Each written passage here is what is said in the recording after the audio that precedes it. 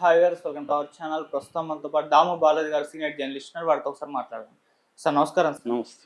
Sir, Bharat Pakistan మధ్య యుద్ధ వాతావరణం నెలకొన్న ఈ నేపథ్యంలో చైనా వ్యవహార శైలి చూస్తుంటే కంప్లీట్ గా పాకిస్తాన్ కు మద్దతు తెలిపేసింది, ఆయుధాలు సప్లై చేస్తుంది. అండ్ ఇప్పుడు పాకిస్తాన్ లో వేగంగా డ్యాములు కూడా కట్టేస్తున్నట్టుగా తెలుస్తుంది. సార్, మరి డ్యాములు ఎందుకు కడుతుంది అంటే ఏం ప్లాన్ చేశారు భారత్ పైన? అంటే పాకిస్తాన్ చైనా కలిసి ఏమన్నా భారత్ పైకి యుద్ధానికి వచ్చే ఛాన్సెస్ ఏమన్నా ఉందా? ఎందుకంటే భారత్ కు చైనాకి మధ్య కూడా కాస్త గొడవలు స్టార్ట్ అయ్యాయి. అటు అరుణాచల్ ప్రదేశ్ లో వాళ్ళ కంట్రోల్లో ఉన్న వాళ్ళ పేర్లు పెట్టుకోవడం చూస్తున్నాం. సో ఏం జరుగుతుంది సార్? యుద్ధానికి ఏమన్నా రావచ్చు ఈ రెండు దేశాలు కలిసి భారత్ పై? ఇప్పుడు ఒక కొత్త వార్త నిన్నటి నుంచి వైరల్ అవుతుంది. అదేంటంటే చైనా పాకిస్తాన్లో నీటి ప్రాజెక్టులను చాలా వేగంగా చేస్తుంది. ఎందుకంటే వాళ్ళే చైనీస్ మీడియాని ఆ వీడియోలంతా కూడా బయటికి తీసుకొచ్చారు. మేము డ్యామ్ పనులు మొదలు పెట్టామని వాళ్ళు చూపిస్తున్నారు. సో అసలు చైనా పాకిస్తాన్లో ఏ డ్యాములను కడుతుంది, దీనివల్ల ఇండియాకి వచ్చే నష్టం ఏంటి? అట్లాగే చైనా కొత్త మదర్షిప్ అని ఒకటి తీసుకొచ్చింది. అది ఒకేసారి 100 డ్రోన్లని బయటకు వదలగలదు. ఆ డ్రోన్లు మన దేశం మీద అటాక్ చేసే అవకాశం ఉంది. ఆ మదర్షిప్ని నెక్స్ట్ మంత్ పాకిస్తాన్కి ఇవ్వబోతున్నట్టు కూడా చెప్తున్నారు. సో క్లియర్గా పాకిస్తాన్కి చైనా హెల్ప్ చేస్తూ మళ్ళీ యుద్ధాన్ని ఇండియాతో స్టార్ట్ చేసి పాకిస్తాన్కి వెనక చైనా ఉండి ముందు పాకిస్తాన్ని పెట్టి ఇండైరెక్ట్గా చైనానే ఇండియాతో యుద్ధం చేయబోతుంది. ఒకవైపు ఏమో అరుణాచల్ ప్రదేశ్లో పేర్లంతా దాదాపు 27 పేర్లని అరుణాచల్ ప్రదేశ్లో చైనా మార్చేసింది. సో అరుణాచల్ ప్రదేశ్ని ఆక్యుపై చేసుకుని లేకపోతే లడక్ ప్రాంతాన్ని ఆక్యుపై చేసుకునే క్రమంలో చైనా ఒకవైపు ఉంది. రెండో వైపు పాకిస్తాన్ని ఇండియా మీదకి ఎగదోలుతూ పాకిస్తాన్కి కావాల్సిన ఎయిర్ డిఫెన్స్ సిస్టమ్స్ అన్నిటిని కూడా ప్రొవైడ్ చేస్తుంది. సో ఈ పరిణామాలను మనం అర్థం చేసుకుందాం. ముందుగా డ్యామ్స్ ఏవేవి చేస్తుందంటే దాదాపు పాకిస్తాన్లో 10 డ్యాముల్ని చైనా నిర్మిస్తుంది. ఇది ఇప్పుడు మొదలైంది కాదు, ఆల్రెడీ 2019-18లోనే మొదలుపెట్టింది. ఎందుకంటే మనం చైనాని ఎలా అర్థం చేసుకోవాలంటే చైనా దాదాపు 150 దేశాల్లో బెల్ట్ అండ్ రోడ్ ఇనిషియేటివ్ అంటారు. బెల్ట్ అండ్ రోడ్ ఇనిషియేటివ్ అంటే ఇన్ఫ్రాస్ట్రక్చరు, పోర్ట్లను డెవలప్ చేయడం, తర్వాత పవర్ ప్రాజెక్ట్స్ని చేయడం, ఇలాంటి ఒక యాక్టివిటీల్ని 150 దేశాల్లో స్టార్ట్ చేసింది. దాని పేరు బెల్ట్ అండ్ రోడ్ ఇనిషియేటివ్. ఇందులో భాగంగా పాకిస్తాన్లో సిపెక్ అనే ఒక ప్రాజెక్ట్ని స్టార్ట్ చేసింది. సిపెక్ అంటే చైనా పాకిస్తాన్ ఎకనామిక్ కారిడార్. ఈ సిపెక్లో భాగంగా పాకిస్తాన్లో అతిపెద్ద 3 కమర్షియల్ పోర్టులని, సీ పోర్టులను డెవలప్ చేయడం, తర్వాత హైవేస్ని నిర్మించడం, నేషనల్ హైవేస్ని, దాని తర్వాత power projects, hydro projects, dams, irrigation water, ఇదంతా కూడా చేయడం. దీనికోసం చైనా పాకిస్తాన్లో $70 బిలియన్ ఇన్వెస్ట్మెంట్ చేస్తుంది. ఇది కాకుండా ఒక $30 బిలియన్ అప్పు, పాకిస్తాన్కి అతిపెద్ద విదేశీ అప్పు ఎవరిచ్చారంటే చైనానే ఇచ్చింది. $30 అప్పు ఇచ్చింది. టోటల్గా $30 బిలియన్, టోటల్గా $100 బిలియన్ ఇన్వెస్ట్మెంటు చైనా పాకిస్తాన్లో పెట్టింది.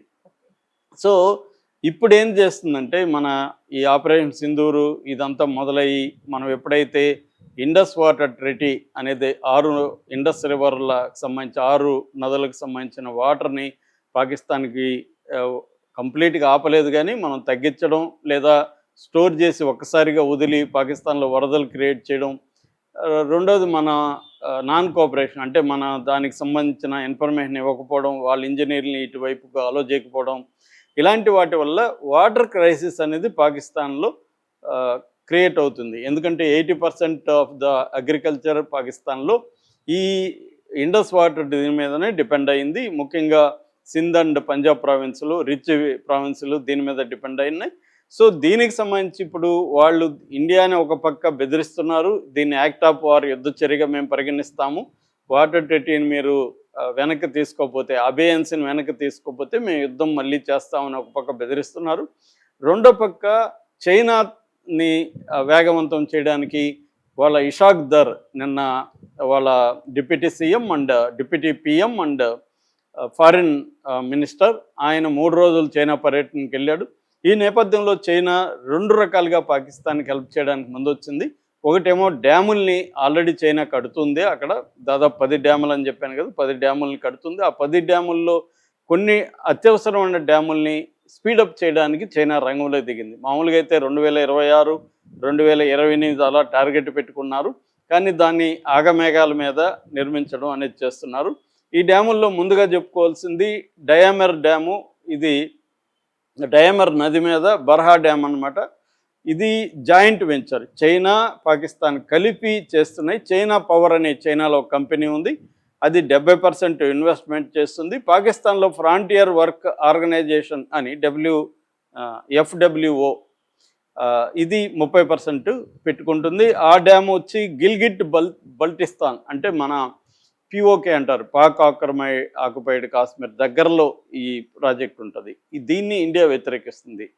ఇక దీంట్లో వచ్చి దాదాపు 442 బిలియన్ రూపాయలని ఖర్చు పెడుతుంది. దీనికి అడిషనల్గా ఇప్పుడు $3.5 బిలియన్ ఇవ్వమని పాకిస్తాన్ చైనాని అడుగుతుంది. ఇందులో దాదాపు 4,500 మెగావాట్ విద్యుత్తుని కూడా ఇది క్రియేట్ చేస్తుంది. ఈ డ్యాంలో హైడ్రో ప్రాజెక్ట్ ఉంది. అట్లాగే 8 మిలియన్ల ఏకర్ ఫీట్ ఆఫ్ వాటర్ అంటారు దీన్ని, నిల్వని ఏకర్ ఫీట్ ఆఫ్ వాటర్ అంటారు. అది 8 మిలియన్ల ఏకర్ ఫీట్ ఆఫ్ వాటర్ని ఈ డ్యామ్ నిల్వ చేస్తుంది. ఇక ఇది కాకుండా రెండవది మొహమ్మద్ హైడ్రో ప్రాజెక్ట్ అంటారు. ఇది పాక్ ఆక్యుపైడ్ కాశ్మీర్లో ఉంది. ఇది ఇప్పుడు వాళ్ళకి ఇంపార్టెంట్. ఇది ఏంటంటే మన ఇండస్ రివర్కి డైరెక్ట్గా సంబంధం లేదు, కానీ దీన్ని వచ్చి సవాతి రివర్ అంటారు. ఈ సవాతి రివర్ మళ్ళీ ఇండస్ రివర్లోకి కలుస్తుంది. ఈ సవాతి రివర్ మీద ఈ ప్రాజెక్ట్ చేస్తున్నారు. ఇది ఖైబర్ పఖ్తూన్ఖ్వా దగ్గర ఉంది. ఇది డైరెక్ట్గా చైనా ఎనర్జీ ఇంజనీరింగ్ కార్పొరేషన్ అని చైనా సంస్థనే దీన్ని కంప్లీట్గా నిర్మిస్తుంది. ఇది 800 మెగావాట్ విద్యుత్తును తయారు చేస్తుంది. 300 మిలియన్ గ్యాలన్స్ ఒక రోజుకి పెషావర్కి ఇది అందిస్తుంది అనమాట. ఇది ఇంపార్టెంట్ ప్రాజెక్టు. దీన్ని ఇప్పుడు స్పీడప్ చేస్తున్నారు. ఇది కాకుండా దాసు డ్యామ్ అని ఇంకొక ప్రాజెక్ట్ ఉంది. ఇది కూడా చైనా కంపెనీనే కంప్లీట్గా, చైనా గెజ్బోవా గ్రూప్ కంపెనీ అని నార్త్ ఇండస్ రివర్ మీద ఇది ఇచ్చేస్తుంది. సో ఇది కూడా మనకి మన పాక్ ఆక్యుపైడ్ కాశ్మీర్లో ఉంది.